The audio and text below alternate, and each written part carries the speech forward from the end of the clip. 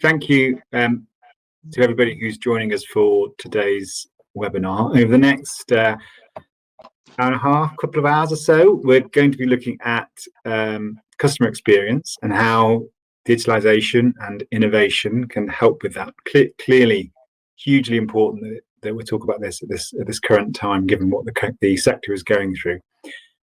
My name is Lee Hayhurst. I am the executive editor of Travolution, which is an online trade title that has been around for around 15 years now and was originally set up to help the Travel Weekly Group in the UK reflect what's going on in the travel and technology sectors, online in particular, and what the incredible changes that digital is causing within the travel sector. So we've been looking at this and following this for 15 years now, and like I said, no more important a time to do it, given what's gone on in the last 15 months or so in travel, and as we look to hopefully a future where the industry opens up again, but that the industry comes back offering probably better customer service than it did when it came into the pandemic.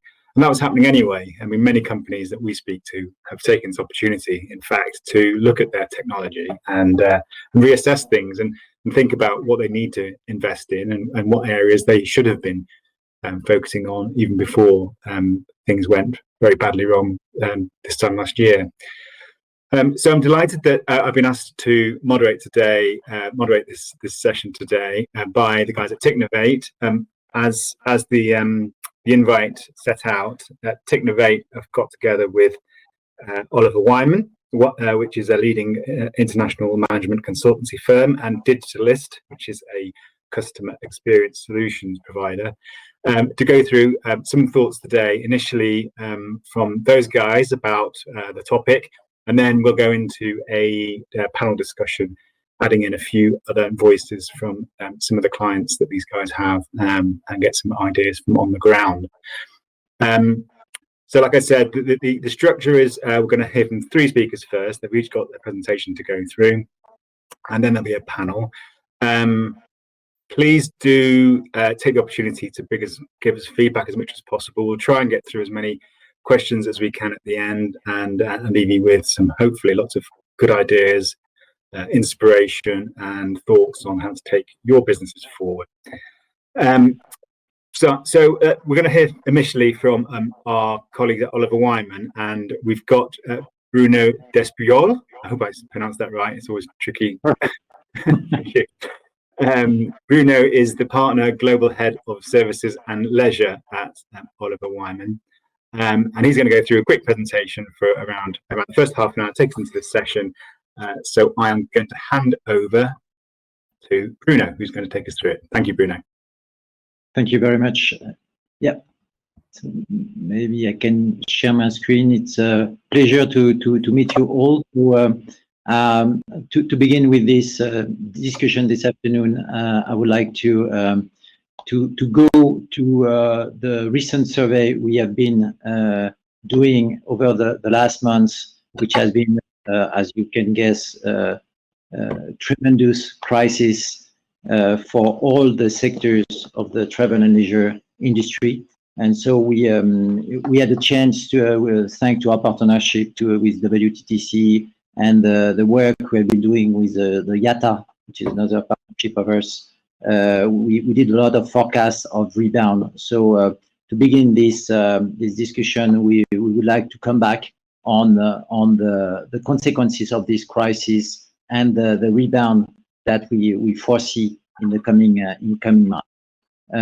So the first thing which is really striking is the fact that the recovery curves are very different and go much beyond complexity, beyond what we have seen in general forecast, because the general forecasts include a lot of dimensions such as emerging country, which will be late in the recovery, but also business travel. So we have to be very careful when we go deeper into detail.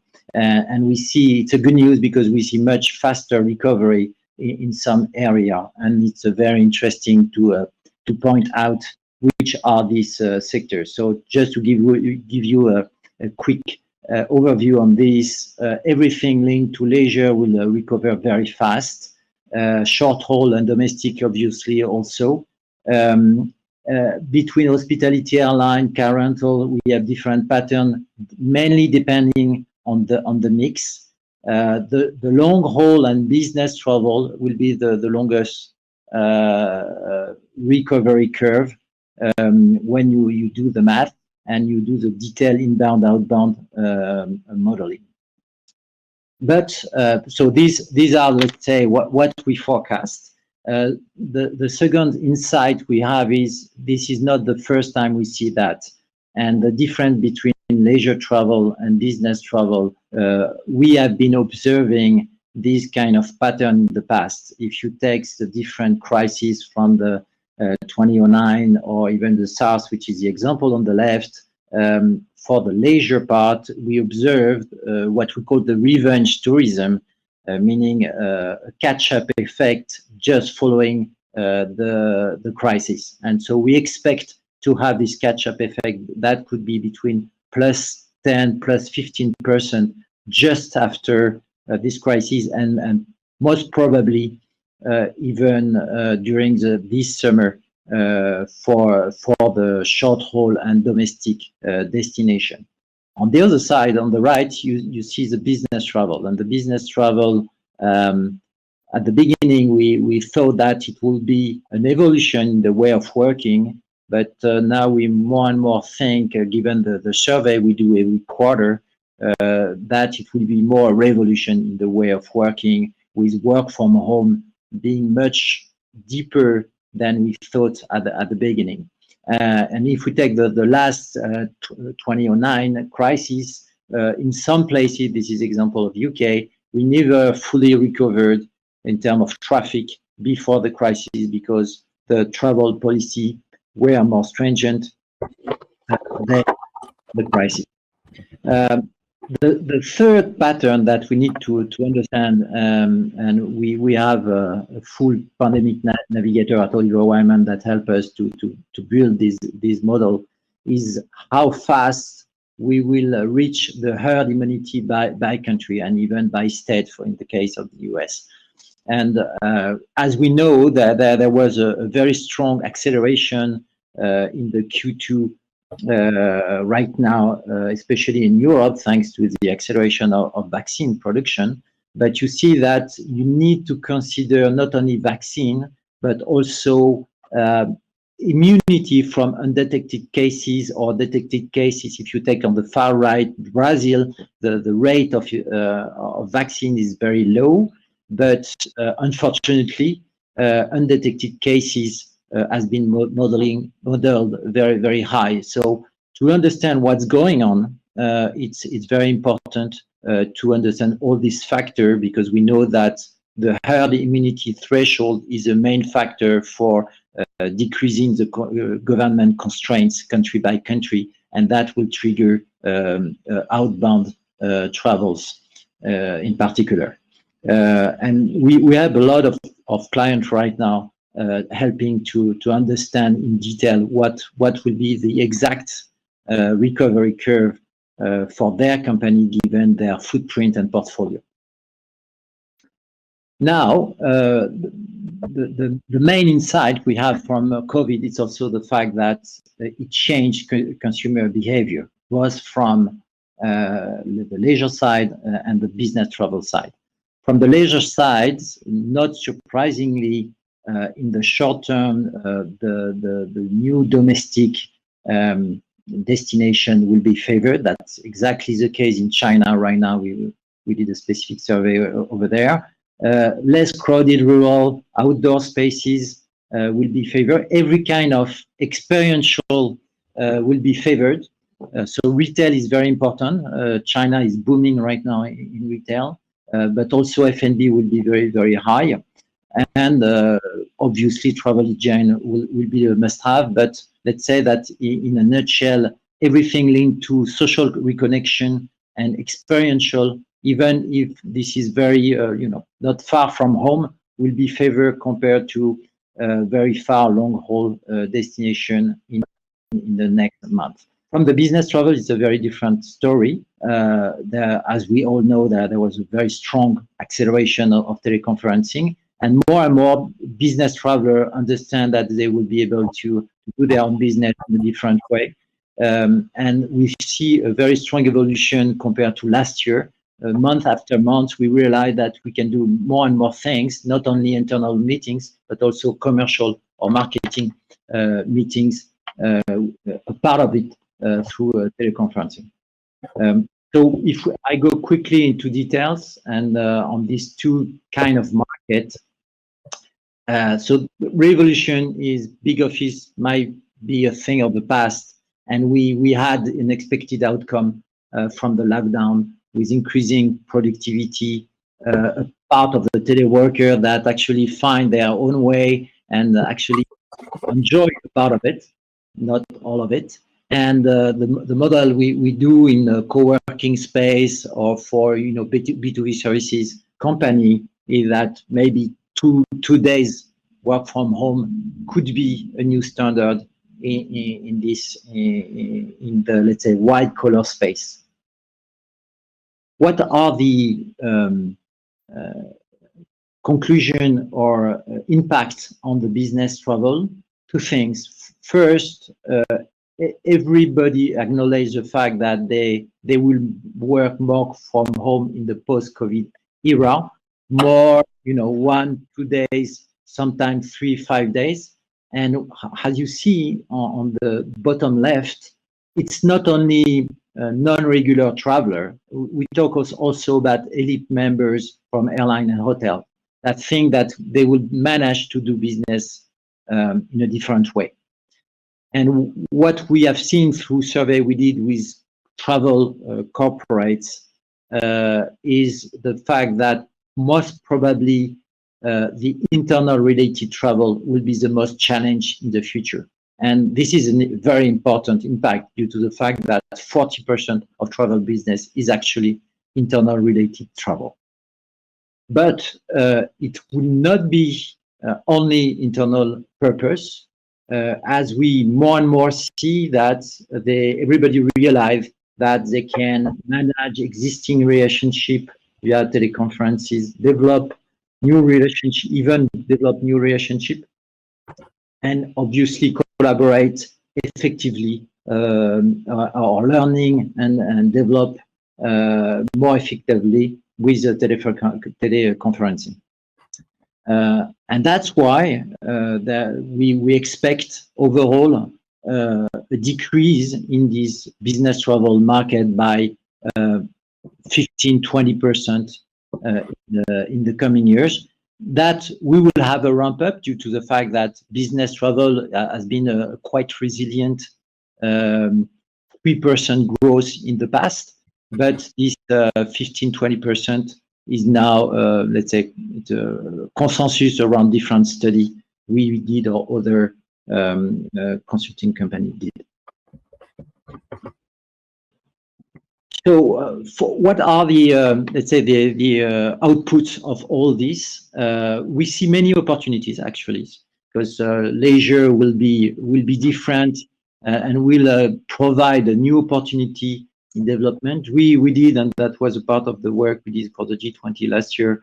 Over all the mega trends we see in the tourism industry, obviously, and that will be one of our focus today. You see that hyper-choice, fractionless journey, experiential revolution are critical part of the future of tourism.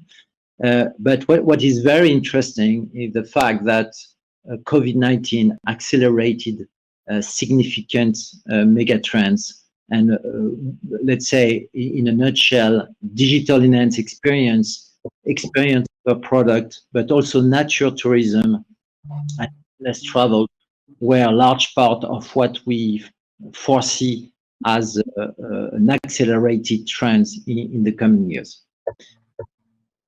To give you, let's say, a digest of, let's say, the main mega trend we see in the future of tourism and business travel, we try to summarize it in the 6 main megatrend. First one is, let's say, globally, luxury market still will be very resilient and with an additional upside versus the natural growth of tourism, which is 3.9% overall. And we see here that the luxury market will continue to grow by 6%. Second mega trend is the fact that we see emerging very fast new concepts. So this is more on the hospitality, but everything linked to lifestyle, extended stay, soft brand, co-working are really booming right now with new brands, new concept, very powerful with a high performance. Probably one of the biggest we foresee is nature tourism. Nature tourism go in many parts. I will go into detail with a huge growth. It was the case before the COVID, and it's still the case now. Well-being and wellness, again, very strong business model we see emerging, especially in Asia. I won't go into detail. And two last one, which are very important for us, distribution challenge, the huge platform, because sometimes they have a very standardized offer, are very under pressure, and let's say operator are regaining some market share or some bargaining power toward their guests or customer. And obviously the last one, which will be our focus today, seamless and end-to-end experience that really makes a difference today. But I will go into few details here. Just a quick glance at the non-traditional concept. It's a huge increase. So lifestyle, which is a mix of business and leisure. So leisure create a lot of appetite and traction for customers. So we think that's very interesting, and we see this kind of concept expanding in a lot of segment or sector of the tourism industry. Extended stay and co-working are very intertwined and are due to the fact that the way we work today and more tomorrow will be less in the office, more from home, but also in new spaces where we can meet together with your colleagues in a new place, because it's easier in terms of transportation and as a very center mainly of where people live.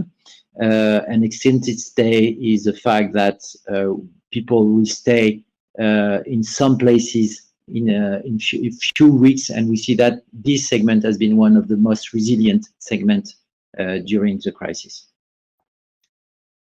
Nature tourism for us is really one of the biggest, and it goes very much beyond classical statement we see in nature tourism, and the expectation are increasingly complex.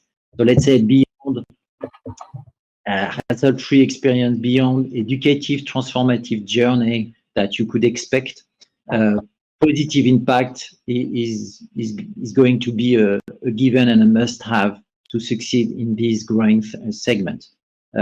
Be an actor, having this participator mindset, having this contact with local communities, be active in environmental protection or carbon sustainability is really a key trend we foresee. And just to give you a deep dive on this part, if you want to be a leader, especially from the customer-led side, it's very interesting to see that you need to succeed in many traps or bias or that your consumer, your guests will have. Just to give you an example, there is only 10% of airline company that today offer a carbon offset. As consumer ask for it, 36% will be ready to pay for an offset, and 63% have never been offered such a service. But if you want to succeed, you need to go beyond the good and bad, like travel bashing, and try to find and achieve simplicity and clarity set preferences.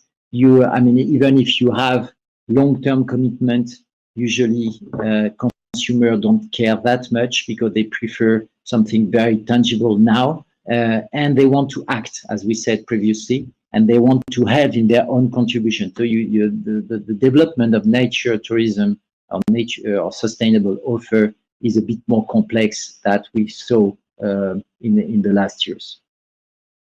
Last but not least, so how to succeed in a seamless experience has been a challenge in the last 5 years, but is probably accelerated very much right now. So we know that the travel industry is the biggest digital market in the world, with more than $2 trillion by 2022, and with a lot of convergence in terms of segments. As we said, with the lifestyle, so the leisure, business travel extends their trip for leisure purpose, luxury for all with glamping, for example, integrated experience, not new, but we foresee a new era, especially for local activity, and that goes into the experience revolution post-COVID that we mentioned previously. And the one-stop shop that a lot of digital platforms expect can change a bit due to the fact that in the past they have been focusing very much on travel, but probably, and we have seen working with digital platform, it changed in terms of traction and conversion rate. If you focus on, let's say, more commoditized travel offer versus downstream experiential activity. We have an example of home rental, very well-known platform that managed to increase by 4 their conversion because they added a museum and attraction park, and they didn't add any kind of flight engine and so on. So downstream activity seems to be the new frontier for us in terms of integrated experience. And the blurred frontiers is also a new trend that we see, hotel versus homestay, all the innovation in terms of transport model shift are two critical example right now. And so that was, let's say, the end-to-end experience, but the other dimension we see to address the traveler of the future will be each traveler succeed in a frictionless integrated experience. What does that mean? That means that if you remove friction, that create value, up to 30% in some case. They don't want to wait anymore, so they want everything and they want it now, meaning that every minute of waiting time for a taxi or ride hailing can be 18% increase in demand. That's the case for Uber or equivalent. Real-time AI is assisted knowledge and decision also increase drastically guest satisfaction. I guess we'll talk about it further on. Socially connected offer are now, let's say, a given. As we mentioned in the previous page, curated service for everyone is a huge upside, and we did a lot of work. If you manage to send the right proposal at the right time for the right cohort of people, of travelers, you can increase drastically your efficiency. And virtually enhanced immersive experience are a very efficient add-on to the experience. Last dimensional on the seamless travel is, let's say, the part in the infrastructure. And we just had two survey and study with WTCC recently on this. I won't go into detail, but we all know that airports have a huge traffic challenge in the coming decade. One solution is to increase the flow through biometrics and any kind of digital help to make the traveler and the flow through the airport seamless. But that goes beyond the airport, that goes to the hotel, to the cruise, to the ferries. Once you have done that, goes from booking, self-checking, smart biometric border control, all the initiative that has been carried out in the recent years show very interesting impact from sometimes 40% increase of the time of smart boarding, for example. That could be really impressive. So we, as a nutshell, we see that there is a lot of opportunity following the COVID. Even all the industry suffered very much. The rebound will be very strong in some part of the market, and thanks to digitalization, you can drastically increase the quality of experience. Thank you for your attention.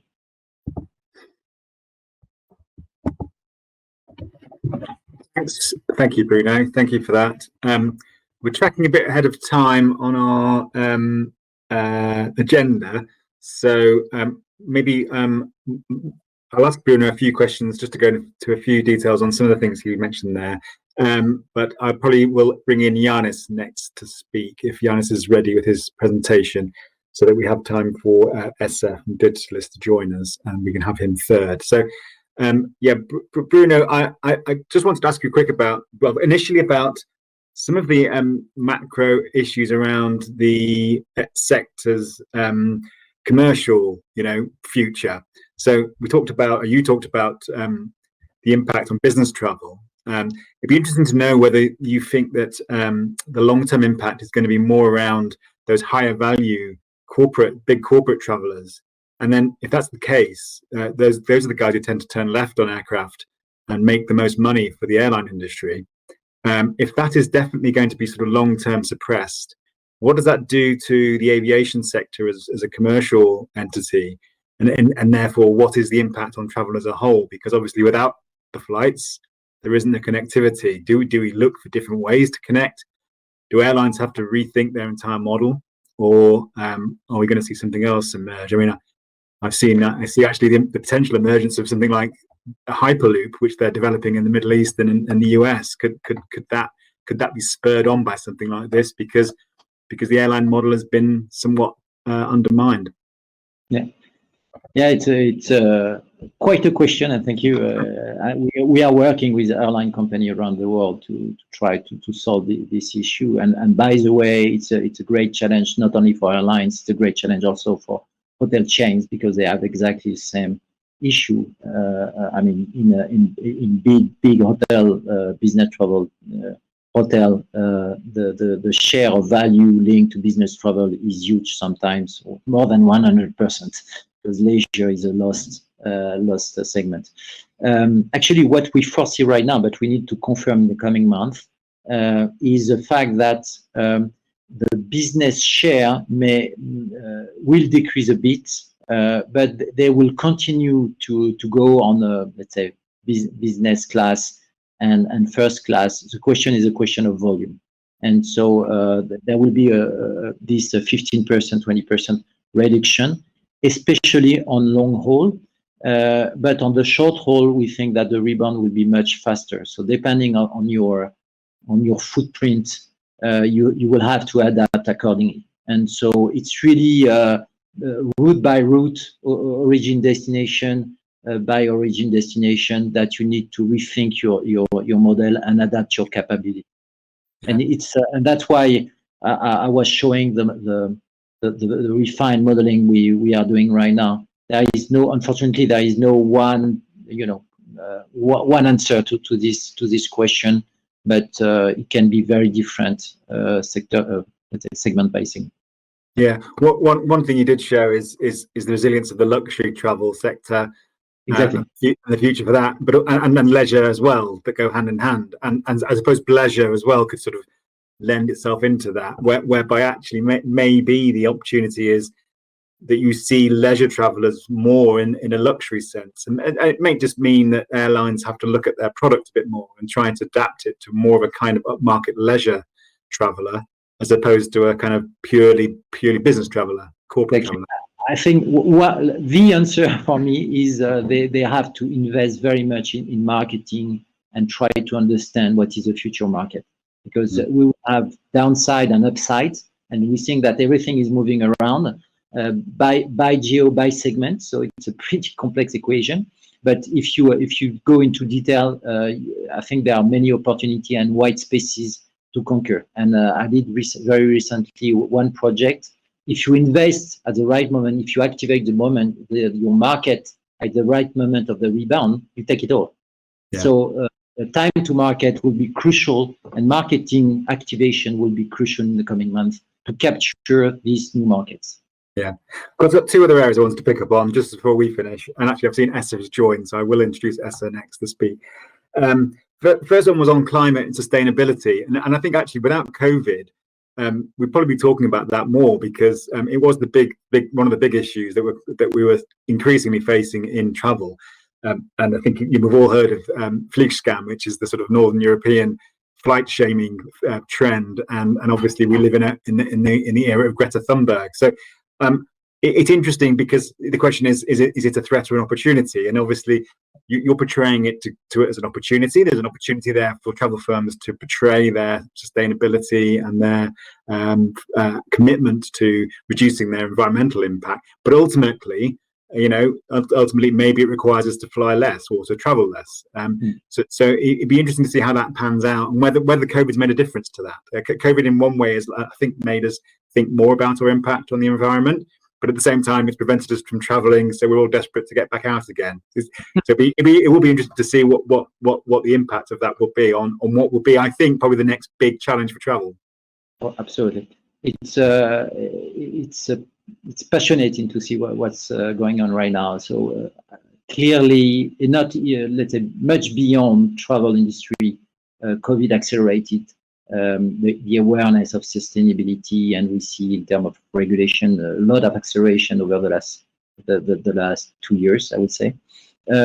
So I think that all the operator, from digital platform, hotel, airlines operator, really rethink the way they should not only communicate but help their guests, their consumer, to address sustainability. And that's why I gave this example, or how what are the different opportunity to help them to trigger the right preference. And for example, we're going to see emerge in the coming months scoring comparators to in terms of carbon footprint, as we said, offset proposal, whatever the kind of travel you do. So that's the first thing, and I think that's going to be very fast, because everybody is aware of the emergency, and there is a kind of competition or race between operator to be again one of the first one to be considered as a leader in this part. But the other part of the other consequence that you mentioned, Lee, is the fact that probably destination will change very much. And first, because of COVID constraints, as we said at the very beginning, in the coming months. But we did a lot of work on nature tourism in terms of destination, and we tend to see nature tourism as with our European eyes, and for once we are really lagging behind other continents. You take the US that invented natural park thanks to Roosevelt New Deal. By the way, we are in the same kind of situation right now with demand activation. But we have also to consider that Middle East, China is investing as hell in nature tourism, so national parks, with a modern way to operate them, and will create new competition, new destination of our, let's say, classical European destination. But it's also an opportunity for us, because we have beautiful country and landscape and natural park, just to operate in a much more modern way. So it's not the focus today, but it's probably a huge opportunity for Europeans to reinvent the offer in that space. Yeah. Just before we bring in SF for his presentation, just a final thought on the airport experience and this idea of a frictionless experience. history tells us that when there's been a crisis, particularly if it's like, say, maybe a security crisis, airport queues get longer, and the experience becomes more frictionful, if you like. So the opposite happens to what we want it to happen. Do you fear that COVID might have that impact? We're already seeing it even in the UK on very low volumes. Getting through an airport is a nightmare. So do you fear that we'll get the opposite of what we want? No, we're going to have a lot of friction in the airport in the coming months. I think it's already happening right now. So, but it's also a huge opportunity to increase biometrics infrastructure, not only for security but for sanitary also, and that will be the occasion to do that. It's a bit complex because most of the case you have to act through a PPP. So it's a mix of private sectors and government.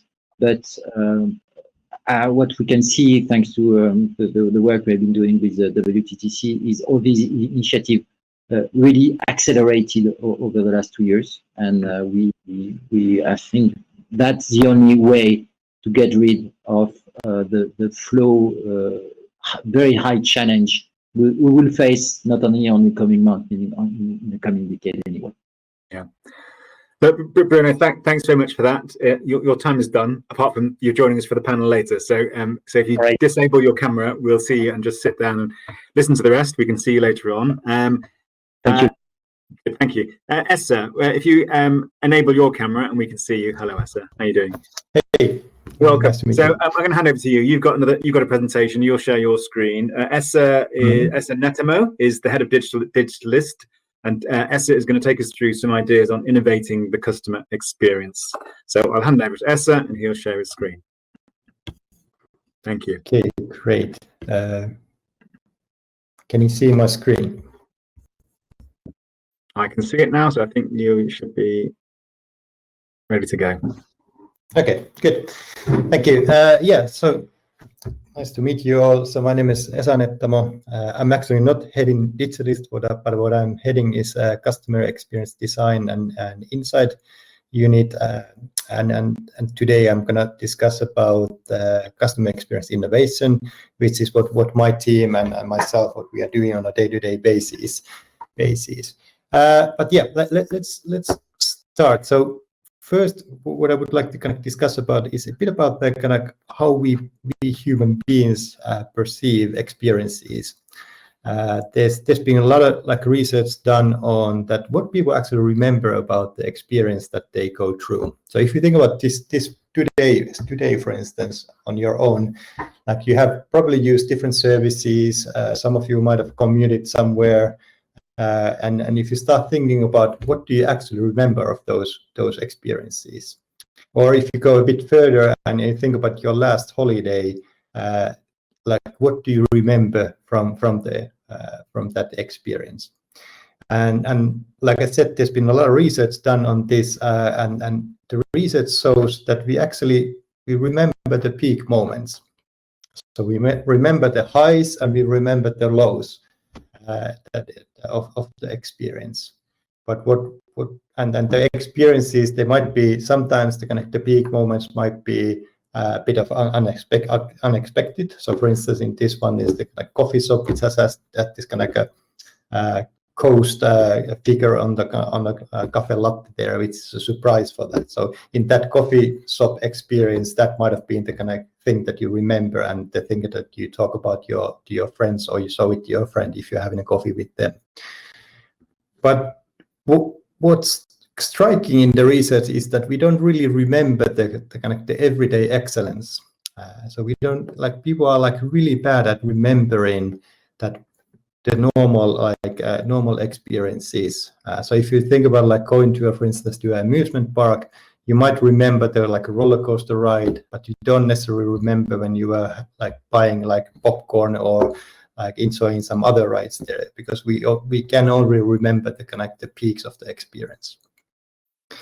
And this kind of present the presents a dilemma for the organizations who are creating these experiences for customers. So when we are customers ourselves, we tend to remember only the peaks, and we talk about the peaks to our friends and loved ones.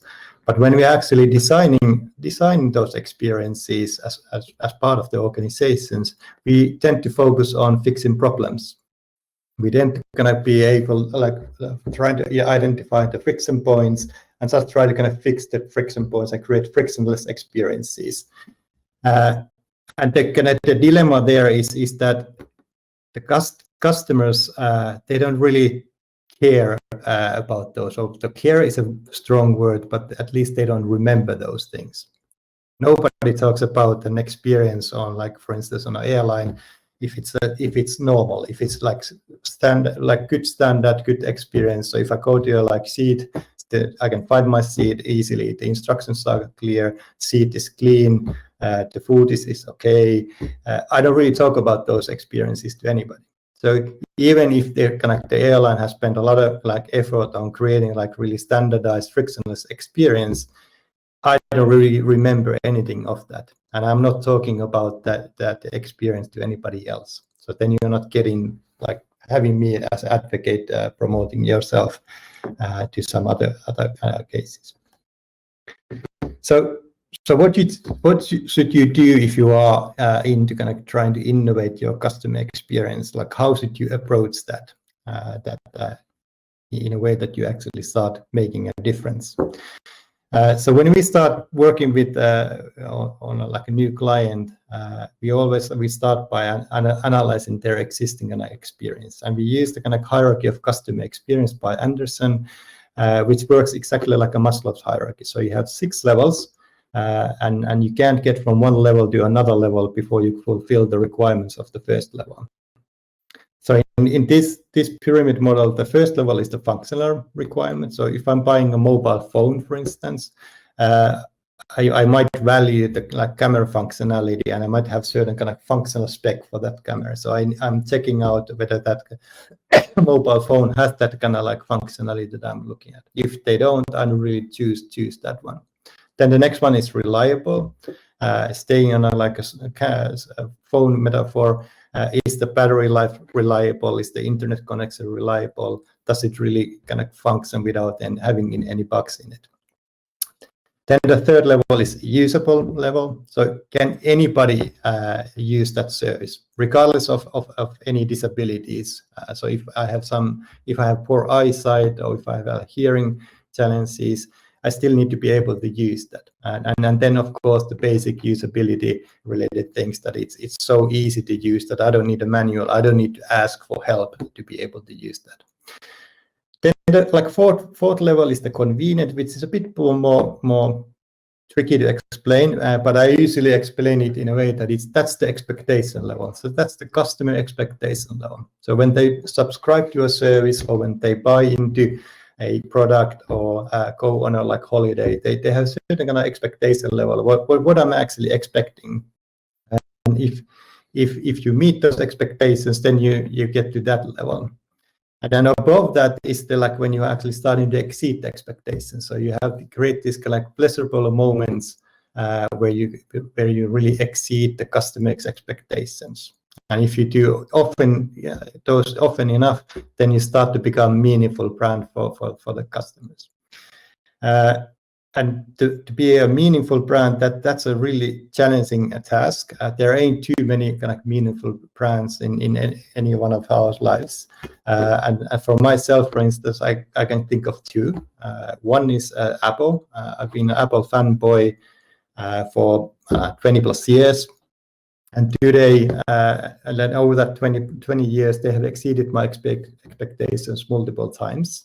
And at the moment, they are in a position that if I'm thinking of buying a new smartphone, I'm not really thinking of buying a new smartphone. I'm just looking at what's the latest iPhone model that I'm going to get.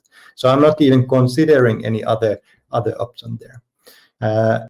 Lego is another brand that is a meaningful brand for me, and I think that's even more telling on what does it mean to be a meaningful brand. I have a lot of memories when I was a kid playing with Legos with my father. We have joint memories, and it built our relationship.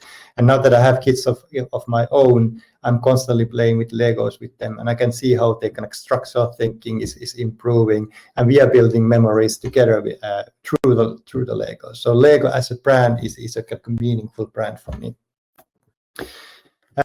The challenge that I already kind of alluded to is that like not too many companies actually get to that meaningful level, and to be honest, like quite a few brands stay on the convenient level.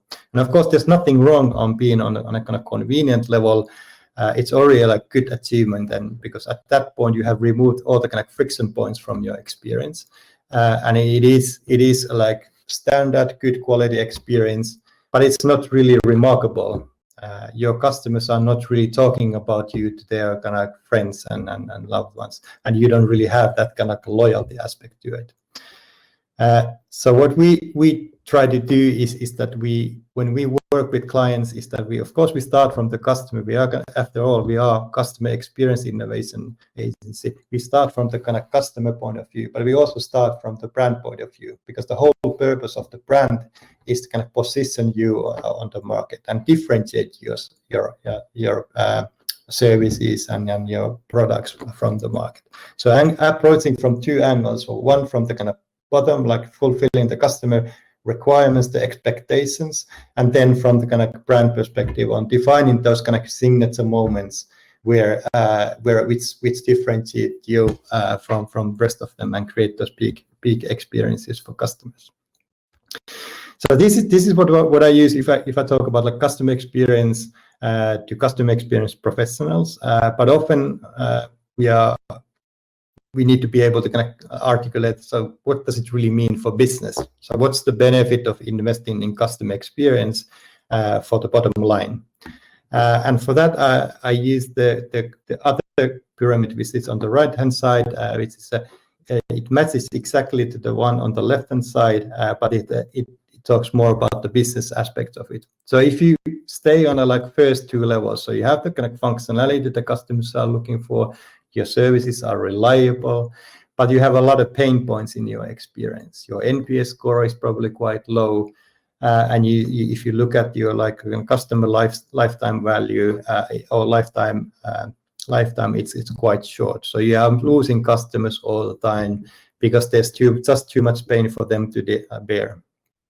If you fix all the kind of pain points and you kind of manage to match the customers' expectations, you get to this compete level. And the reason why we call it at compete level is that it's not too challenging for your competitors to get to that level either. They just need to understand their customers and remove the kind of friction points from their experience. And when you are there together with your competitors, and you haven't really differentiated yourself, then they're like, what's left to compete is typically, unfortunately, it's the price. So like who can offer the service or the product the cheapest typically tends to win. Just think about like booking like airline tickets at the moment, like especially the younger generations are extremely price sensitive. So they are looking to like the cheapest options and they are not really putting that much value on the kind of brand and etc. To a certain extent, that's also kind of the failure of the airlines that they haven't been able to kind of create like differentiating experiences. But if you manage to kind of exceed the customer expectations and you manage to create these peak moments, which are like where you kind of like reflect your brand and you can like say that this is how we are different from the rest of the kind of airlines, for instance. And if you do those often enough, then you start to affect on how people actually also behave in the purchasing phase. So just remember what I told you, the story about myself and Apple, for instance, as a brand. I don't even consider anything else. And even if somebody would kind of suggest me some other thing which would have like better technical specs or better functionality, I still might not switch because I have such a good memories with Apple. So that's the kind of target where you should aim to get. But to get there, you really need to kind of spend time on focusing on creating differentiating peak moments which separate you from the competition. Unfortunately, today we don't have too much time to go into very much in details, but I wanted to kind of show you one example, which is like e-commerce retailer called Zappos. And Zappos has been around for many years, and their kind of e-commerce industry is quite competitive as well. There's a lot of different e-commerce players who are trying to kind of lure the customers on their side and try to kind of build like long-term relationship with customers. And Zappos is no different in that respect. They also have the same aspirations. But what makes them different compared to other kind of e-commerce players is that they have picked the kind of customer service as their kind of differentiating experience. So if you look at that, this is like a screen capture of their website. If you look at to the top left corner there, you can see that the first thing that everybody in Western world, which starts to read from top left to right and towards the bottom, the first thing that we can see is that they highlight the customer service. So they make it extremely accessible. So you can click on the menu there, you can choose different kind of customer service options there. And in addition to that, they have put their like mobile, not mobile, but their phone number there. So you can call them, and they even state that it's available 24/7. And Zappos is actually a quite unusual retailer in that sense that they want you to call. If you call them, they treat that as a kind of that's the peak moment what they want to create. So if you, I don't know if you have like ever called to like Zappos, but the way they kind of handle the customer service is completely different to most of the kind of e-commerce retailers, which typically try to kind of optimize their own cost structure by making it extremely efficient process, so that and it's usually still like there's a ticketing system that they kind of connect it to. But what Zappos does is they are not in a hurry. So if you call them, the person who picks up the phone is extremely friendly. They are not in a hurry. They can talk with you hours if needed, and they go the extra mile to make sure that you stay happy. And they also have like kind of enabled them by they giving budget for each kind of customer service personnel that they can use to kind of make sure that the customer stays happy. And of course you might think that's a kind of stupid idea, that's extremely expensive. Like why should we like waste so much resources on that? But the benefit of this is that this is the kind of the peak experience, peak moment for which Zappos has defined. And if you go and you Google like Zappos stories, you can find a lot of kind of customer testimonials where they tell like really personal stories about like how they were in trouble and like how the Zappos actually helped them out. Like for instance, I read one story where somebody had lost their husband, and they had already kind of placed an order before that. They had placed an order kind of for shoes for her husband, and they ended up talking for hours. And they like the customer representative, of course, they like took all the shoes back, but they also like sent flowers and made sure that the kind of customer state was well, not happy, but as they tried to be as empathic as possible. So that's how they do it, and they measure also the kind of their service personnel not by the number of transactions or the number of like people that they go through, but they measure them by like how much time do they spend on per day talking to customers. That's the kind of the measurement that they use to track the customer service. Okay, so as a kind of summary, unfortunately, I had only 20 minutes. I originally thought that it was a 1 hour presentation, so I had a bit more extensive presentation ready. But as a summary from this, what I want you to kind of take from this presentation is that like your job is really to create these memorable peak moments. Don't just settle on like removing friction points from your experience. That doesn't really differentiate you. It doesn't bring you competitive advantage. Of course, you need to have a frictionless experience, but you need to also kind of identify which part of the kind of customer experience you need to create those signature moments. Just think about the chatbots. They created the signature moments for the customer service. What is it for you and for your customers? But yeah, that's all that I had for today. Thank you. Thank you, Esa. Yeah, great. And you've done most of your time there, so we will let you go. But that's a really interesting. I think particularly for travel, because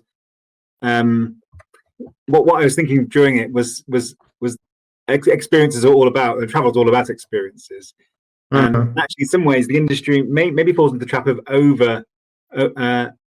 over promising in some ways, because expectations are constantly rising, aren't they? So and you can do so much pre-travel research now as a consumer, that you want to know more and more before you go. And actually, what you might want to do as a travel provider or as a destination is to surprise people when they're there with things that you know you can deliver, but you're not going to necessarily raise expectations of before you get there, because that will be truly memorable, something you didn't expect to happen on holiday.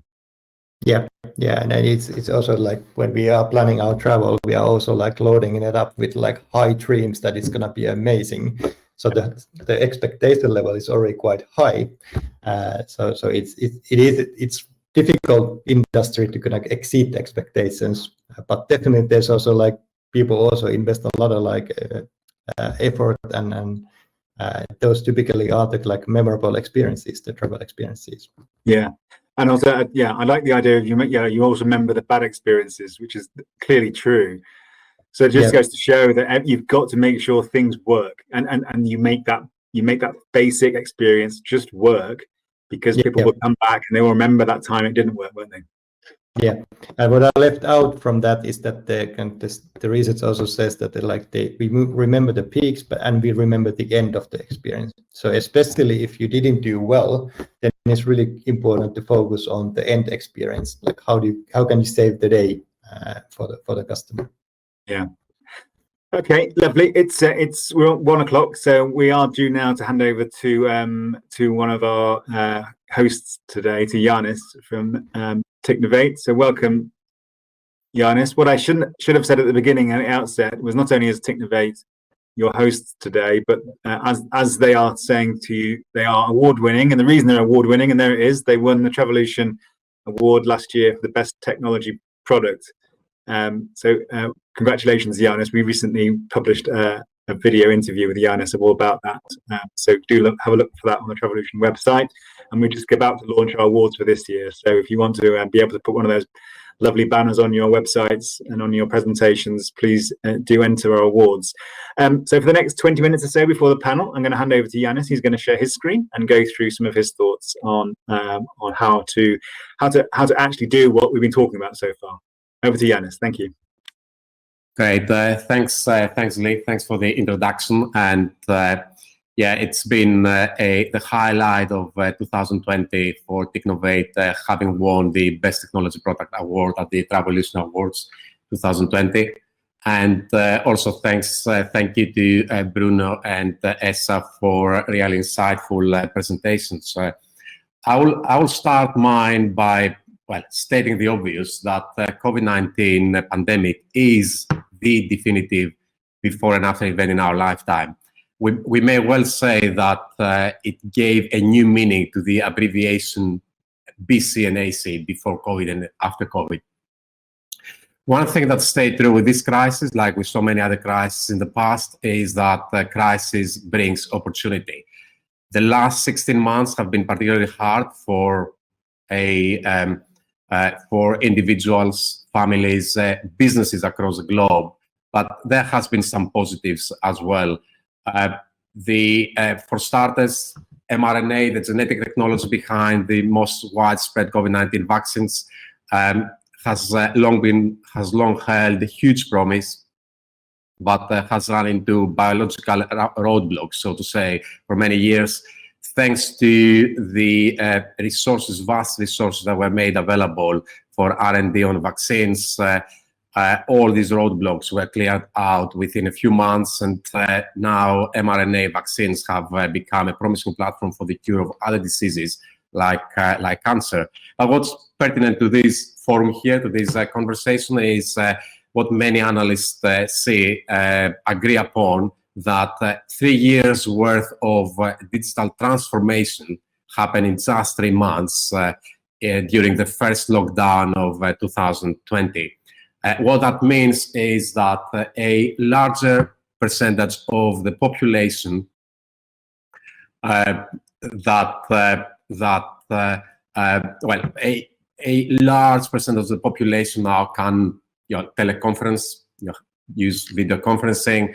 They can order for their groceries online or scan a QR code so that they can check into a venue for track and trace purposes.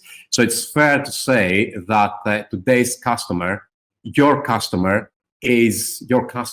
are by default digital first customers. And as a result, travel companies find themselves having to compete with the likes of Apple's, like what Esa was mentioning earlier, or Amazon, known for pushing boundaries with a digital user experience, even though these companies are not in the travel industry yet. Your customers have higher expectations from digital channels, and that in itself presents you with more opportunities. In order for you to meet those expectations, you need the digital systems that will allow you to create new products and services that meet your customer needs, both unmet needs or even unknown needs. You will need hardware and software systems to work in tandem to offer touchless and frictionless customer experiences throughout the journey or the visit. Moreover, what's really important is that your passengers, for example, don't just want to be transported to the destination. They want accommodation, ground transportation, activities, and dinner reservations. Your visitors, the visitors to your attractions, don't just want to visit your attraction. They want to have lunch or dinner. They want other activities to fill up a great, let's say, family day out. They need accommodation, more. So joining up these value-added services, both on and off your vessels or venues, your premises, provides value, helps boost your ancillary revenues through cross-selling and upselling. And finally, by taking advantage of digitalization, you can ensure that you become more efficient, leaner, and more agile. Now, of course, for most businesses in travel, leisure, and tourism, the beating heart of your digital infrastructure is your ticketing solution, your ticketing and booking solutions. We are about to launch our solution with the Ferries business in the Nordics, and I have to say that this always feels the closest I will ever come to perform a heart transplant operation. Ticketing touches every part of your organization, including finance, marketing, customer service, operations, just to name a few. And ticketing is how you monetize access to your services in ways that are appealing to your customers, but yet adaptable. It's what should power all of your customer touch points. I often recall a saying from a boss of mine during my coding days. He used to say back, I think it was 2000, that you need businesses that run on software, not software running businesses. The limits of your ticketing solution becomes the limits of what you can sell to your customers and how. And that's very, very important.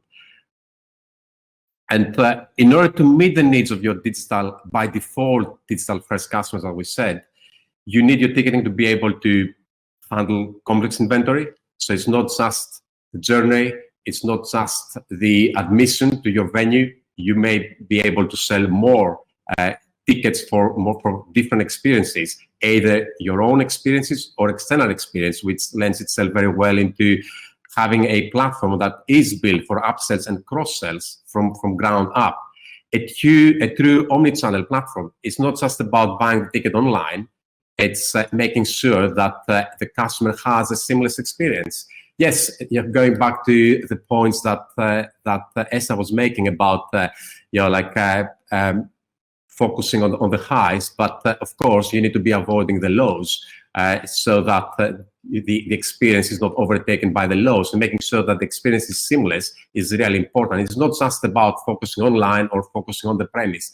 It's the whole true omni-channel experience that needs to be taken care of. And of course, the platform needs to be built for change. Every business is a different business.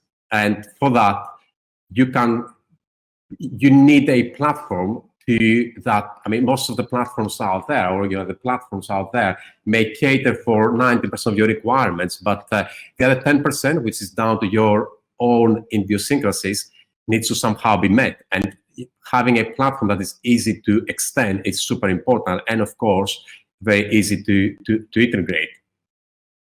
Now, at Innovating, we have spent more than 3 years co-creating our ticketing system with the largest sightseeing tour company in the UK, and subsequently with an important ferries operator in the Nordics.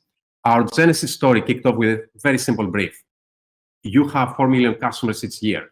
How can they be enticed to spend more? This statement became our mission statement and underpins everything we do. Very soon we realized that in order for us to deliver on that promise, we need to create a ticketing solution that is able to handle complex inventory under the same roof, is able to monetize every step of the customer user experience through upsells and cross-sells, and of course a solution that is easy to integrate and extend. What I'm showing you here is, my intention is not to dazzle you with complex software schematics. It's more to explain the philosophy of our platform and what we do. So at the very bottom is of our solution, is of our software architecture, and the corresponding data model is the service definition, which is like where you say what is running in the real world.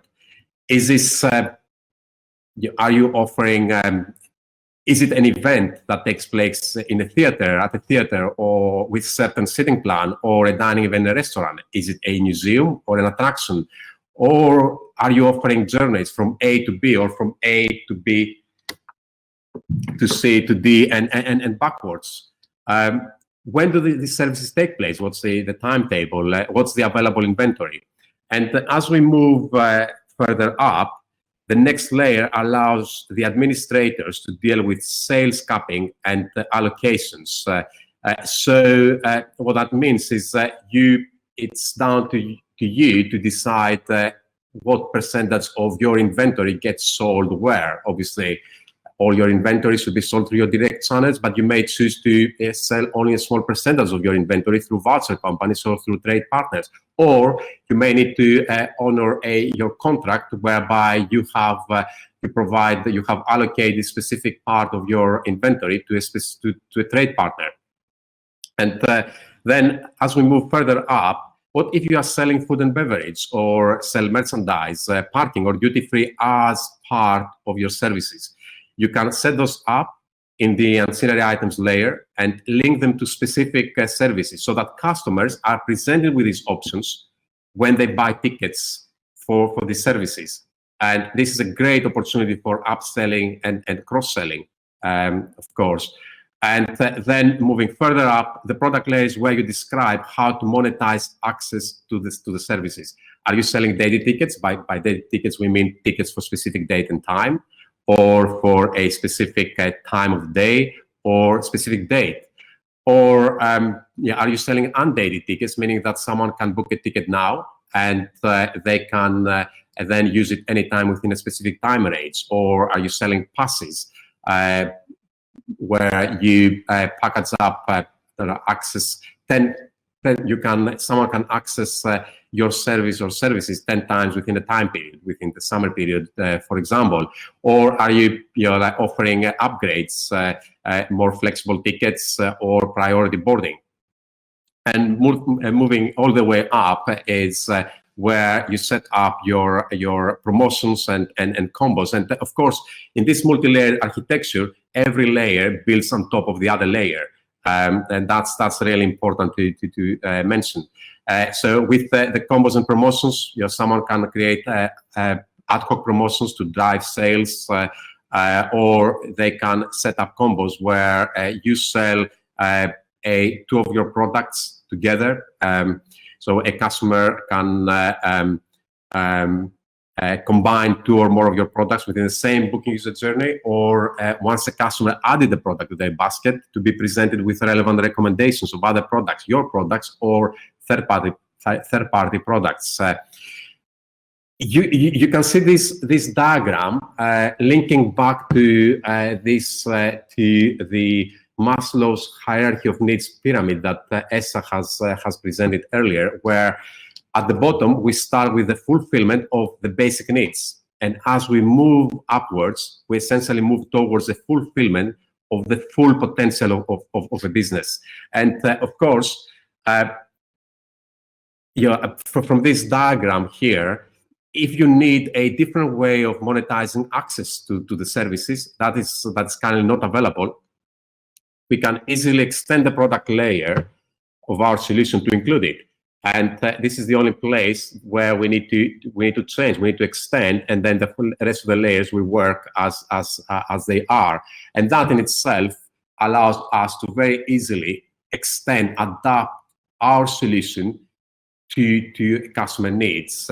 And all of these that I've mentioned here is managed through an easy-to-use web-based admin interface where your staff can log on to with different privileges and set up every aspect of your business, all your ticketing requirements through Technovate.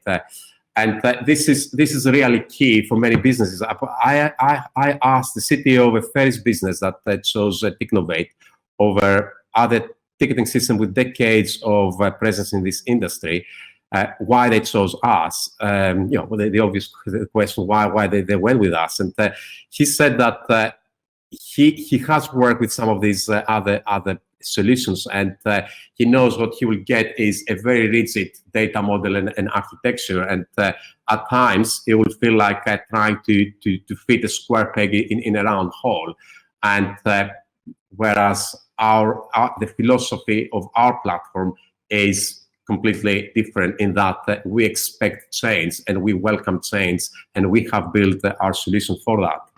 And then, of course, selling tickets is an integral part of your business. However, there's a plethora of other digital tools your business requires to operate efficiently. When it comes to digitalization, there are roughly two approaches you can take with that. It's what I call consolidation versus integration. By consolidation, it's meant trying to find the one solution that does everything. It can do ticketing, power your retail operations, accounting, CRM, or even HR. The benefit of this approach is that it can be easy to get up and running. However, what you'll most likely get is a mile-wide, inch-deep functionality across the board, meaning that you can well end up having a software dictating how to run your business. Instead, you should opt for an integrated approach where you source the best-in-class solutions for the different needs of your business, and you get them to talk to each other. It requires the upfront investment of creating the necessary middleware to deliver those integrations, but this approach will definitely pay dividends down the line. And as far as we're concerned, it's relatively easy to plug Technovate into an existing infrastructure.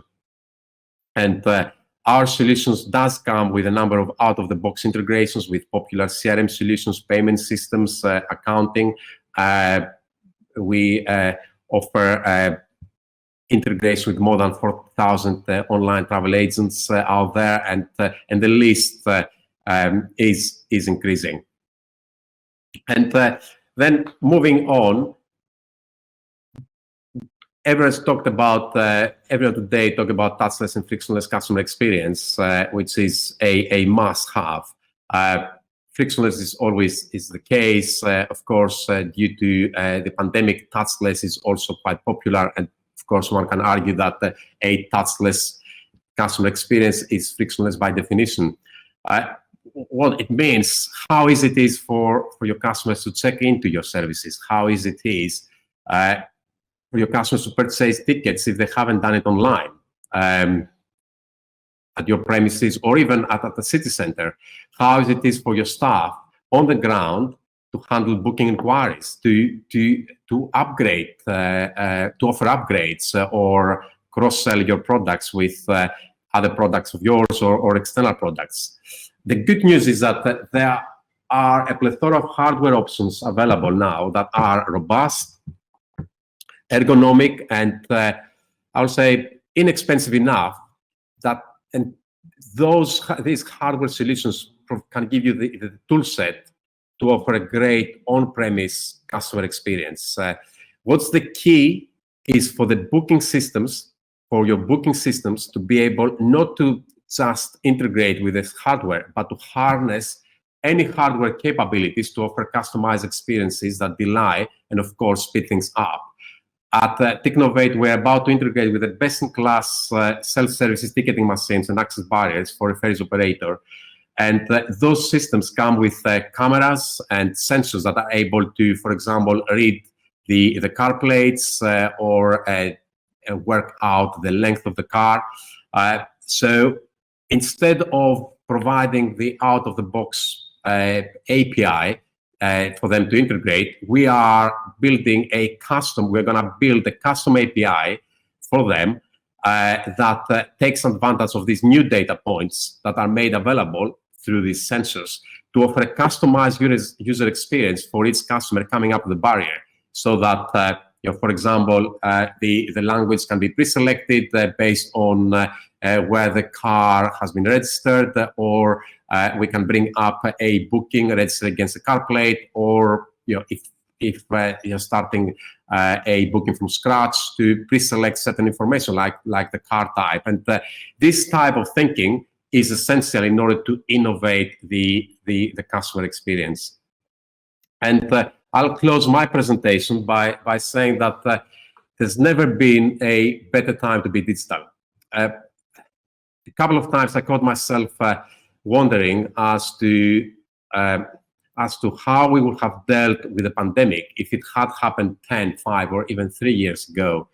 The key reason as to why the whole of the economy did not stall, and we have maintained some of our sanity, if you like, it's down to the fact that technology and systems that were the privilege of the very few just some years ago were now readily available for the masses. It's thanks to the democratization of technology that we have free access to video conferencing, or are able to harness cloud technologies to work from our home office securely. And of course, the same can be now said for systems required to drive digitalization in this brave new world. And digitalization, if you like, has been made easier, but at the same time has been made even more important, so that you can open up ways to monetize your captive audience in an affordable way, whilst ensuring that your business becomes leaner and more efficient. Thank you for your attention. Thank you, Yannis. So now Yannis is going to stay with us because he's going to join the panel. We're going to welcome back Bruno from Oliver Wyman. So if Bruno can turn on his camera. And then we're going to introduce 3 more speakers. First up, we've got Matthew Beckwith, who's the past director of City Cruises. Welcome, Matthew. Hey, great to see you guys. Hi, Matthew. We've also got Marcus Risberg, who is the CEO of Destination Gotland. Hi there. Hello, Marcus. And we have Susanna Carnimo Knight, who's the Chief Operating Officer for 4C Ferries. Hi. That's fine. I can be Chief Operating Officer for a day, but I'm actually commercial. But it's okay. Right. It doesn't matter. Commercial. That's fine. You've corrected us. So that's our 6. I thought we'd start with Matthew, really because your story and Technovate's story dovetail very nicely. Technovate came out of a relationship with you guys. So quick question. I mean, you've heard what's been said so far, Matthew, and particularly what Yannis was talking about, how to digitally transform your business. What explain a little bit about what Technovate has helped you to do as a business, and the changes it's allowed you to bring in with an idea to for this idea of becoming a more digital and a more modern kind of business.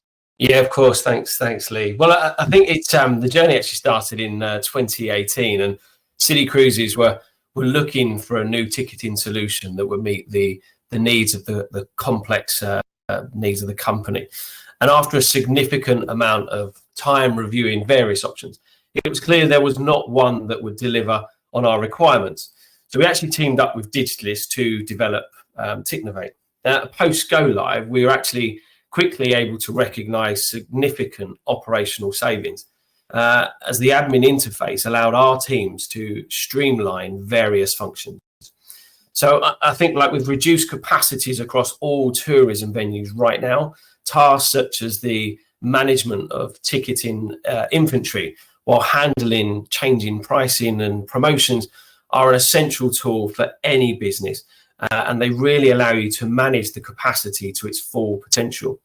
Additional tasks we found, such as fulfilling voucher bookings, servicing trade partners, and liaising with all the online travel agents, which traditionally are highly time-consuming and repeatable tasks. And Technovate were able to handle this efficiently and easy. This was key post-lockdown, as it allowed our now reduced call centre not to be overloaded, while giving the customer and the trade partner the ability to manage their own booking. Giving them the control empowered their experience. I think the yield management reporting tool enabled us to react instantly to sales performance, which could be evaluated at a glance. The ability to cross-sell and upsell simply and quickly allowed us to get our customers to spend more money. Overall, it enabled us to not only save around 3,000 hours of back office processes, but our margins improved by at least 5%.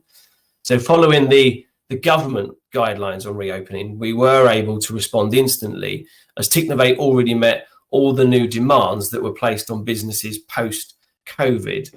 But I think an important part for us during lockdown was being able to bring in a revenue stream and sell an undated ticket. The theory of buy today and travel tomorrow meant that we were able to continuously, even though we were closed, bring in a revenue stream. So not only a revenue coming in, but it also meant that our clients could continue engaging with us and purchase our products. Just, I'm sure everyone on the call has seen your vessels up and down the Thames, Matthew. They're very distinguishable by the Go Cruise, the City Cruises logo on the side, the red boats. But just give us an idea on the scale of the business. Just for those who don't know, how big are you? How many boats do you operate? How many people will you on a normal year would you tend to be taking as guests? Sure. So as the Beckwith family, we owned and operated City Cruises, and we were moving about 4 million people in London. We have, through central London, 5.5 million passenger journeys. We also have vessels up in York and in Poole in Dorset, a fleet around 40 vessels. Back in the 2019, we sold to the Hornblower group over in the US, and they've come in and added City Cruises to now their portfolio. Okay, great. Let's talk to Susanna now. So Susanna represents 4C Ferries. Tell us a little bit about 4C Ferries, and then a bit about your vision for the company based on what you've been hearing so far during the session. So 4C Ferries operates ferries between Sweden and Denmark in the strait, in the Öresund Strait. It's a transportation of 4 kilometers, so 20 minutes. And we have 4 vessels operating every 20 minutes, most of the time, in normal times. And in normal times, we transport 7 million passengers. We have a lot of freight as well, so it's an important freight route. So it's a diversified business with both freight, food and beverage, retail, and car passengers and foot passengers. So So going back to what Esa was saying, actually, you've got a kind of very much a functional role to play, getting people from one place to another. But he was talking about doing things where you surprise and delight and exceed expectations. Yeah. How does Foresee move to become a service provider, more of a kind of experience than a form of transport? Well, we are a form of transport, that's true. But what we've done in the past couple of years, we've segmented our customers into different type of motivation-based segments, so that you have your pure transport, and at the other spectrum you have your pure pleasure seekers, because we do have customers that are only there for the pleasure of spending some time on a vessel, having a nice meal, doing some shopping. So it's a very different need base for those customers than it is if you're traveling as a truck driver or a business traveler. So I think the challenge is really to find the winning moment for all of those segments, because then in the middle you may have a tourist, and it's something in between, because they want convenience, they want maybe a quick meal, and the transportation. And I would say that we're not there yet. We're working very much in the middle of the pyramid to solve all of the frictions and make sure that it's convenient, it's really meets customer expectation, but and occasionally in parallel we find winning moments. But that's where I hope to be able to spend some more time. But I think it's the whole industry, travel industry is transforming, and it means a transformation from towards a digital business, so that digital and digital development becomes core. Yeah. And that means that you need different competencies, you need to think a bit differently, and core to your business becomes things like master data management and analytics. And it hasn't really been that before. It's been quite conservative, but our customers aren't that conservative. They, most of them search and get inspired on the mobile. I saw in the first presentation that it's 50% mobile usage. It's much higher for us. It's in the Nordics. It's closer to 70%. So all of the sessions that you get over online are 70% are on the mobile, more or less. Yeah. And do you find your customers are expecting this of you? They don't just look at you as a ferry provider. They are thinking, actually, you could do more things for us, and we were quite happy for you to be able to provide that service for us. Yes, it depends on where the customer comes from. So if you're close in the region, that's how you would see us, that it's diversified and that we offer more than just the transportation. And in the region, people also know that we're working very much on sustainability, that we have the 2 of the vessels are completely on batteries. Yeah. And that's also digital, because there's like a robot arm that charges the vessel based on machine learning. So that's innovation, but that's more like asset management in a way, but also in order to make sure that you stay relevant for your customers, because customers increasingly care. And if you're the most sustainable choice, then that gives another type of relevance for the future as well. Okay, let's hear from Marcus. So Marcus is here representing a destination. So tell us about Destination Gotland. Marcus, what are you? Who do you represent? And again, some thoughts on what you've heard so far. Yeah, so as mentioned, I'm CEO of Destination Gotland, which is the company running the ferry operations between mainland Sweden and Gotland, which is an island outside Sweden in the Baltic Sea. Been here for roughly 3 months. Prior to that, I was CEO of another shipping company, Tallink Silja, being more focused on passenger cruise ferry business. This is Destination Gotland is more like Susanne was also mentioning for Foresee. This is the infrastructure This is the road over the sea from mainland Sweden to Gotland.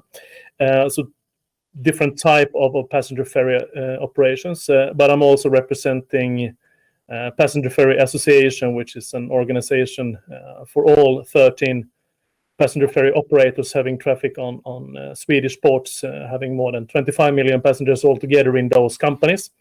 And in Destination Gotland, which is then domestic only travels, we have roughly 1.8 to 1.9 million passengers pre-pandemic levels. Reflecting a bit on what's been said during those past 90 minutes, looking from a more holistic passenger ferry association perspective, incorporating all the operators, one could say that the digitalization and the digital development in passenger ferry segments has been rather rapid throughout the past years. So looking into the ticketing side, looking into CRM, marketing automation, automated revenue management aspects, etc. But of course, as mentioned here during the presentations, we also see a further acceleration now in the aftermath of the pandemic situation, where other aspects are being more rapidly added on to the needs of the development of digitalization and the expectations from passengers and customers. And here we're looking into more the overall conceptual point of view, not only the ticketing aspect, but when you are actually on board the ship, how can you easily integrate the digital elements into your travel and your experience? How can you follow the passenger on board? The health aspect has also been added in a much deeper way due to the corona situation, whereby through digital solutions you could have help with crowd management and queue management.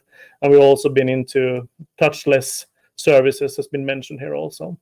And of course, what Susanne already was into the climate and sustainability aspect is being even more important by the week or by the day, actually. So whatever you can do there as a ferry operator through machine learning, AI, etc., to make sure that you have reductions in your climate footprint and greenhouse gas emissions, it's also super important. That technology and digitalization can help us a lot. Yeah. Bruno, I thought I'd bring you in. Just I picked up on what Matthew was saying about, they'd gone out to find a ticketing solution that was already available, and then found that there wasn't one that really met their requirements. So ended up partnering with someone who could build one. But equally, I think Jan was talking about having technologies that can integrate with existing technology. So it'd be interesting. I don't know if you've got any thoughts on how, from a technical perspective, how digital transformation is changing. Maybe it used to be you'd go off and try and build your own new platform, which would be a potentially hugely risky thing, quite costly, and it wouldn't necessarily work. And I think the travel industry in particular is sort of littered with examples of huge projects which went nowhere and huge amounts of money basically spent on something that didn't actually in the end work. Do you think we're now in a different place with technology where you can digital transform in a much more less risky way because there is technologies available out there? It's really about integrating existing technologies. Yeah, it's a very interesting question, Lee, because actually we have seen two trends. The first trend, which seems amazing, it's during the crisis, because some of the travel operators didn't have no clients, no customers. Yeah. Some of them decided to really revamp totally their system, and that was the case, for example, for Europcar and other hotel chains. And that's blunt. That's a bold move. But it actually occurred, and nobody dared it in the past due to obviously the customer and production risk. Now this time is gone for sure, as the rebound is here, and now it's again a question of race to deliver the new expectation on digital. And as everybody said, there is a clear both change of the needs and higher expectation that elevates the challenge in terms of digital performance. So we see nowadays much more agile kind of let's say strategy to really be able to reduce the time to market and deliver the promise much faster. So and because digital go on the seamless experience, but also additional experience providing, there is a kind of rush, especially in the travel digital platform, to really try to increase the portfolio of experiential offers in a faster way. And so we have been working on different, let's say, IT or tech roadmap, and the MVP is really the word to try to put in the market something on, especially I would say to focus new additional experiential activities and incremental sustainable offers, which is, as Yanis Marcus mentioned, very important in the coming months, and which doesn't exist right now. Let's take Yanis used the analogy of heart surgery when he talked about what he does. He says it comes the closest. I'll ask Yanis first to just expand on that. Maybe Matthew, see how it felt to have heart surgery conducted upon his company. But is it heart surgery in the sense that it's like a heart transplant where you're taking out legacy tech and replacing it with something else, or is it more like introducing a stent or a pacemaker to make what was there already work better? It depends on the company. It can be one thing or another, depending on the digital infrastructure of the company. What's interesting is that when companies decide to go ahead with this heart transplant operation, they not just want to replace something with something else. They want to get more, much more out of this new system. So essentially, they want to change the operations. They want to change what they have, what they offer, what they're able to offer. So in that sense, it's probably the heart transplant kind of paradigm. It only demonstrates the importance of ticketing within someone's organization, but then as an operation is a combination of getting a new, if you like, solution that will power everything, but at the same time changing the thinking within the business and also what can be offered by this business across. So out of these, if this operation is, when this operation is successful, we're talking about a new business out of it, and not just same old, and I can survive a few years more because I have a healthier heart now. Yeah. Matthew, I suppose if you are going to have heart surgery on your business, you want it to be more like sort of keyhole than open heart because the recovery time is quicker. Is that how it felt with you guys? And what were the symptoms before heart surgery that you thought we have to address this? What were the pain points? Thanks, Lee. I think the first part is everybody gets frustrated with the system they've got, and Yanis touched on it earlier. You work around the system. You don't actually create a business that delivers what you want it to do. You suddenly go, well, the system can't do this, so this is how we'll now sell a ticket, and this is how we'll now do it. And actually, that really puts a strain on the business in terms of its expansion plans. So we kind of went in with an open mind. And when you're writing all this information and putting your RFP together that you want to deliver, you only know what you know. And the great thing is when you talk to the tech guys and you start developing this, you actually go, oh, I wish it could do this and I wish it could do that. So you really do need a system that is robust enough to give you the expansion plans as you move forward. You're always going to get rejection to change. It's always going to happen. And you've got to manage those expectations. And taking your team on the journey really helped. Telling people what you will be able to do and what you will get to and what we can do and this is what we can achieve really actually helped And I think keys as well in terms of those, what are you going to use the information for? If you're managing capacities, for instance, then you're making somebody's life at the cold front very easy when they know that the capacity of the vessel that's coming in is managed properly. You're also looking at sales targets. You can manage people's bonuses if the sales targets are set properly, and they can manage those bonuses moving forward by understanding the figures that they're getting in. So people can see the end result, and that gives them an incentive to change. So that's the reason why we all go through the heart surgery. We can see the long life at the end of it. We can see the better fulfillment. And that's what I think you've got to do with the team as you take that forward. Yeah. Susanna, as an operator like 4C, do you have legacy technology in the business which essentially you don't want to have to get rid of because it also ultimately runs the business and it's very reliable? That often is the case.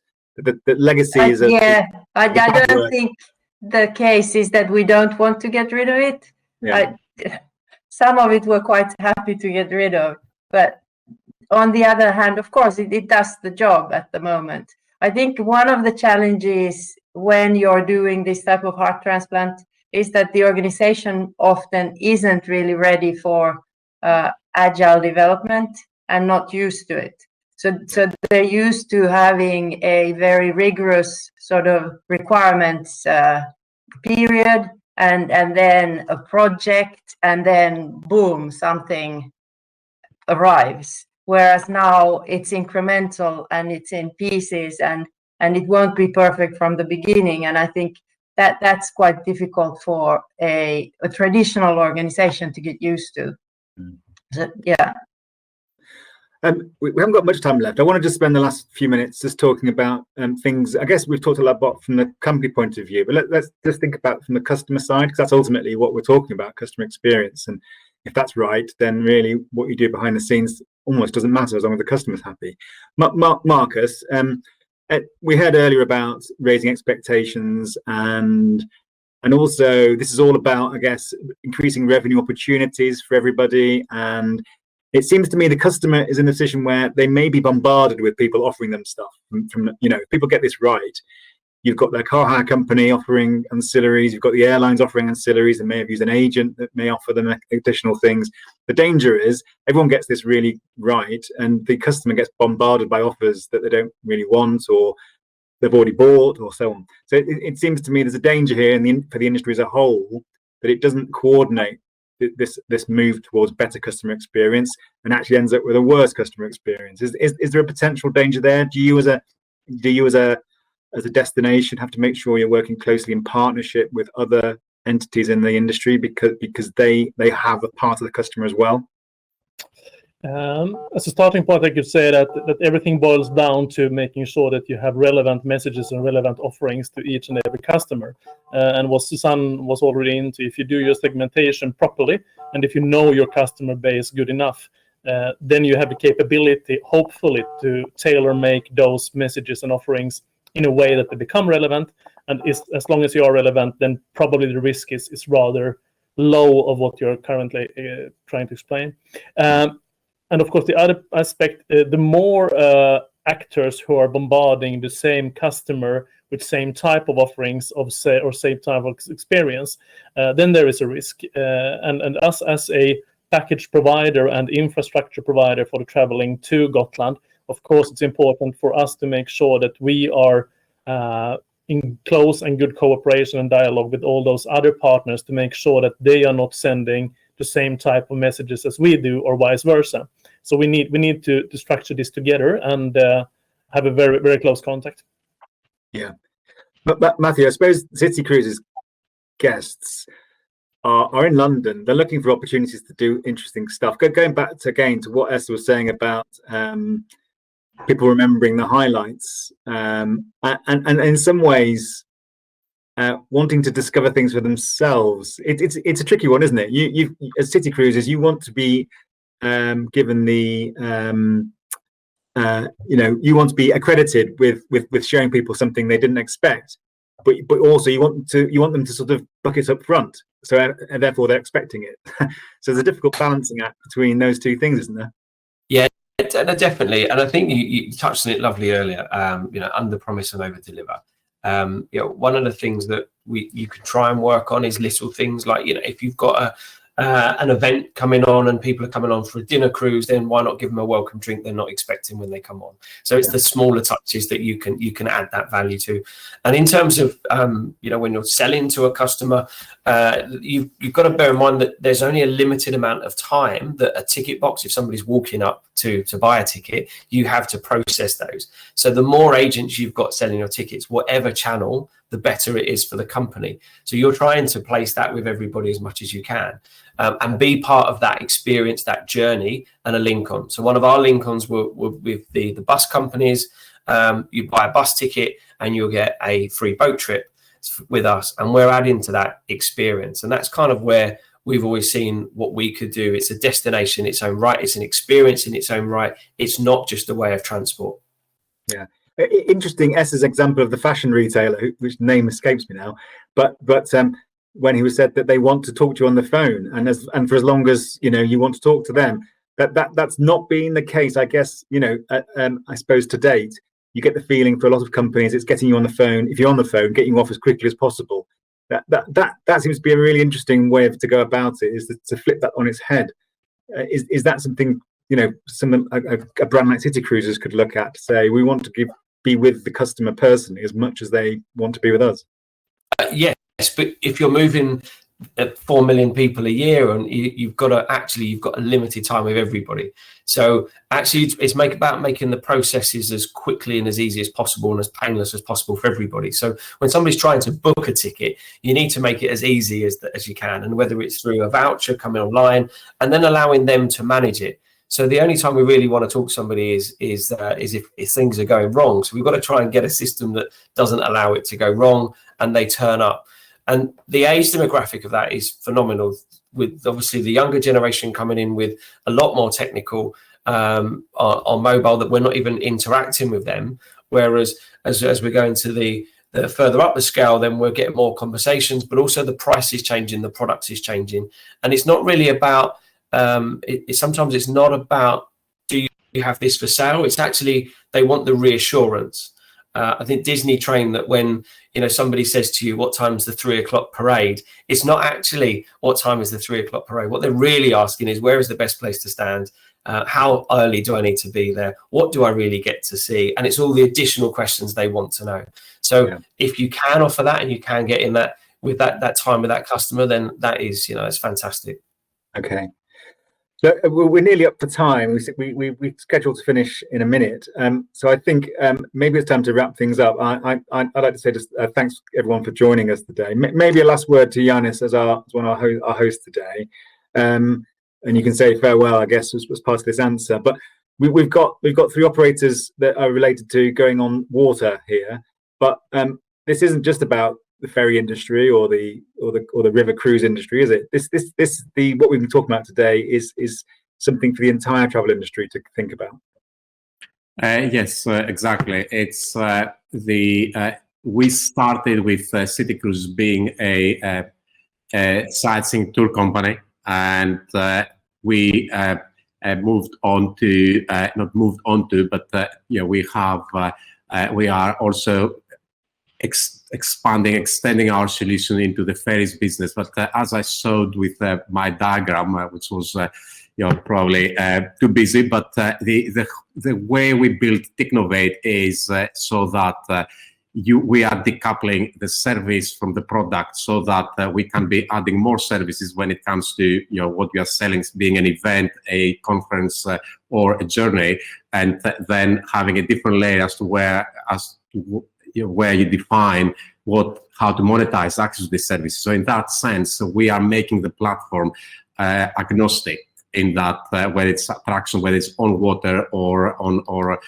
land, it's all, the whole idea here is that you as a business may want to be selling, end up having to sell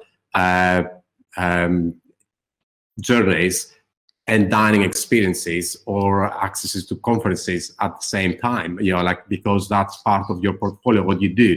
And instead of having different disparate systems trying to do that, you need this one system. And having this one system allows you for cross-selling as well. And so that's That's the whole philosophy behind our platform. So yes, we are a platform for sightseeing tour companies, ferries, events, and attractions. And we see many similarities across all these different businesses. And we have modeled our platform in order to be able to work across, so that we can confidently say that we make complex ticketing simple.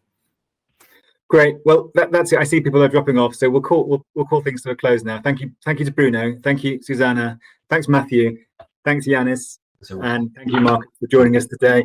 Claire, behind the scenes, you can't see, I think, is going to close the webinar. So thanks to Claire for asking me to do this, and hope everyone has a great rest of the day. Thank you very much. Thanks. Thank you. Bye-bye. Thank you. Take care.